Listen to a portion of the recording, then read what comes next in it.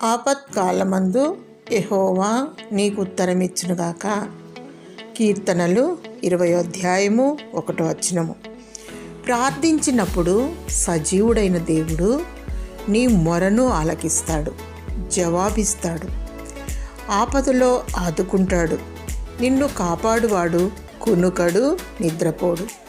ప్రతి క్షణం, ప్రతి సమయం ఆయన నీకు సమీపంగా ఉంటాడు. ఆపద కలిగినప్పుడు నాయకులపై, బలాఢ్యులపై, ఇతర మనుషులపై ఆశ పెట్టుకుంటాము. ఏ మనుష్యుడు నీ ఆశను తీర్చలేడు. దేవుడు ఆపత్కాలమందు నీకు ఉత్తరమిస్తాడు, నిన్ను ఆదుకుంటాడు.